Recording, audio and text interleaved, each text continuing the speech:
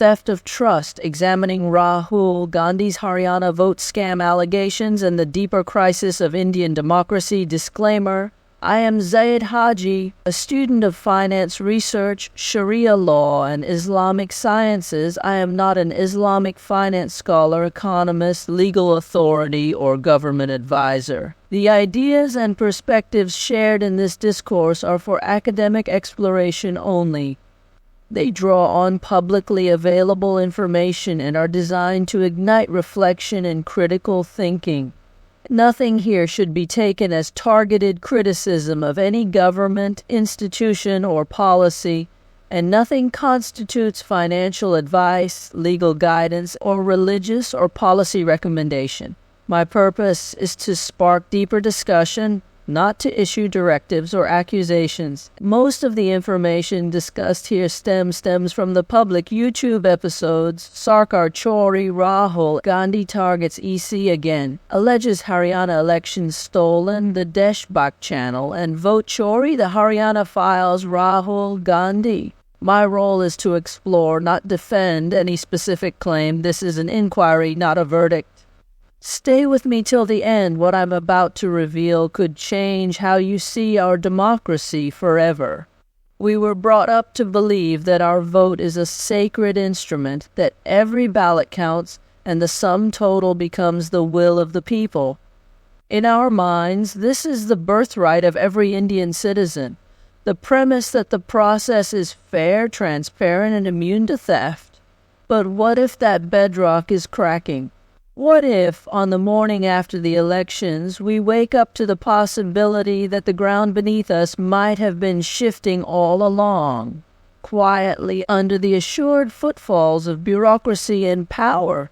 Rahul Gandhi is not the first to raise his voice about electoral fraud, but his latest disclosures, articulated with what he claims is ironclad, document-backed proof, bring a new dimension of urgency. This is not politics as usual. This, he argues, is a matter of survival for democracy itself. He calls it an industrialized scam, no longer a series of local errors, but a coordinated assault on the very act of voting.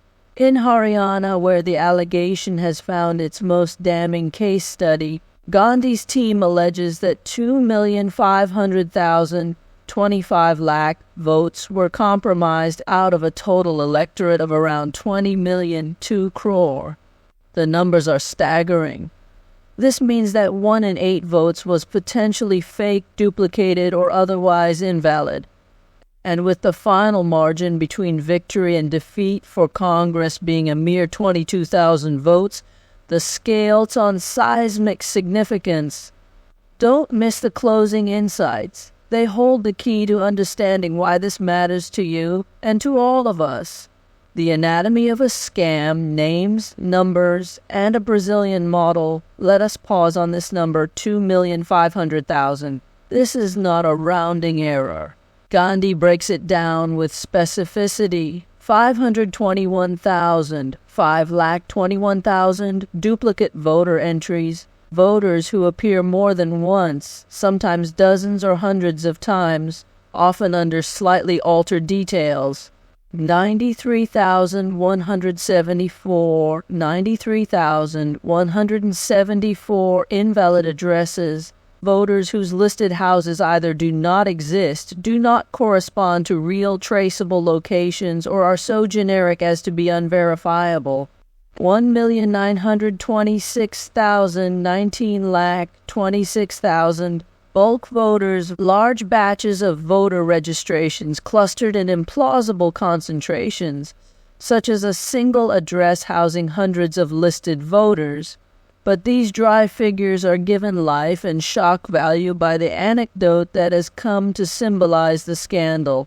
Gandhi's team discovered the image of a Brazilian model lifted from commercial stock photography websites, appearing at least 22 times in 10 polling booths under different Indian names: Seema, Sweetie, Sui Saraswati, Rashmi, Vilma, and several more. In some booths, identical images were used for as many as 233 entries. The story sounds surreal, almost theatrical, until you see the screenshots, the official voter rolls, and the silent faces of a system that at best failed in its basic function and at worst enabled fraud at scale. It was not an isolated glitch. The investigation found hundreds of other voters, accompanied by blurry, generic, or mismatched photographs. Names were repeated. Addresses were either generic house number 0, a statistical ghost, untraceable in the real world, or assigned to politically connected individuals, like a local leader listed as housing 66 voters in a modest house. In some instances, houses were shown as hosting upwards of 500 or even 108 voters each, numbers that defy basic logic or lived reality. Keep listening, because the final piece of this story will challenge everything you thought you knew. The deeper systems at play, how bureaucracy becomes barrier. These are not just stories of data anomalies. They are reflections of ground realities, and they reveal a bruising truth. Voter rolls, if not subject to meaningful, consistent verification, can become a playground for manipulation. Gandhi's allegations rest not just on numbers, but on process, how the system, by omission or commission, quietly erodes the boundary between legitimate and artificial votes. The allegations go further. Gandhi accuses the Election Commission of compounding the opacity by withholding updated voter addition and deletion lists after earlier revelations, deleting CCTV footage that could corroborate or refute the existence and identity of voters at polling booths, providing emotional explanations in the face of specific data-driven allegations instead of submitting to granular point-by-point accountability, delaying or last-minute release of voter lists, making public scrutiny prior to polling almost impossible. His challenge is piercing and simple. If this is also above board, why is so much vital information denied or erased? Why do checks, audits, and verifications fail to trigger meaningful correction? Hold on till the end. The truth here isn't just important, it's a call to action for every citizen. The political physics. From loss by design to loss by default. Every election leaves some scars, disappointment for the defeated, celebration for the victorious. But in Haryana's case, the margin is so slim and the alleged fraud so massive that the outcome itself begins to look preordained. Gandhi points to the outcome with an equation that is hard to ignore. Congress loses by 20,000 votes. The fake or compromised votes he claims number in the millions. Even adjustment for statistical error or investigative bias would likely erase the defeat. What adds weight to the case is the prediction gap. Leading up to the election, 5 major exit polls forecasted a sweeping Congress win, ranging from 54 to 62 seats. Yet as the real tally unfolded, numbers moved dramatically, contradicting all expert and statistical expectations. Post-election analysis found a bizarre deviation between postal and polling booth counts, a first in Haryana's political history where postal ballot trends had consistently mirrored the booth results. Rahul Gandhi's narrative is that vote theft did not happen because of isolated fraud, but because of a system put in motion not at the margin, but at the core. Mass-scale rigging is no longer an isolated practice. It has been industrialized at the central level. This is a chilling idea, the possibility that the very machinery of democracy can be quietly hijacked, swinging outcomes with razor-thin yet statistically determinative interventions. Stay tuned through to the conclusion. This is where the deeper meaning of all these facts truly comes alive. Personal narratives as a mirror, human cost beyond the numbers. Statistics can sometimes dull our sense of outrage. What truly matters are the stories, real people, real voters, real stakes. In one startling pattern, Gandhi's team physically visited house number 0, a supposed address for hundreds of voters. These places did not exist as homes. Sometimes the voters attached to them couldn't be found at all. In others, the names belonged to lived people, but had been quietly deleted from the rolls in recent purges. Of the 3,500,035 lakh deletions cited, a significant portion, they argue, were supporters of the Congress Party, excised by targeted list management. In a democracy, the line between the unremarkable and the monstrous can blur quickly. What appears as a minor paperwork oversight, a missing face, a duplicate name, a house without an address, cascades into disenfranchisement, alienation, and erosion of public trust. What does it mean for a citizen when her vote, her only instrumentality in shaping society, is diluted by ghosts and fakes? What does it mean for a young person entering adulthood to realize the result was more performance than process? Language matters. In several press conferences, political leaders, both accused and accuser, used euphemisms that deserve unpacking. Arrangement became code for a system that works smoothly only for those in the know. Congress claims they lost because arrangements were in place. Opponents ridicule the claims as conspiracy theory or as issue-less politics. But the mechanics are harder to dismiss. When leaders speak of arrangement, journalists are left to decode whether this means pre-planned, mutually understood ground rules of manipulation. One journalist was even told dismissively, "Do not worry, we have all the arrangements." How can any citizen not worry, hearing such phrases echo through supposedly free institutions? Broader implications, lessons on civic vigilance and systemic accountability. Let us be crystal clear, it is not for any one voice or party to prove a negative. The onus always must rest on institutions and their guardians to provide transparency at every stage. Voter list construction, deletion records, CCTV evidence, and prompt, accountable clarification of every queried entry. When these simple but powerful safeguards are ignored or neutralized, the drift from democracy to managed spectacle is almost inevitable. It is here that civil society, independent journalism, and citizen advocacy become the sole line of defense. Media, when functioning as intended, brings local experiences to national attention. It is only through relentless questioning and documentation that system gaps can be bridged, even as those in power seek to trivialize or erase dissent.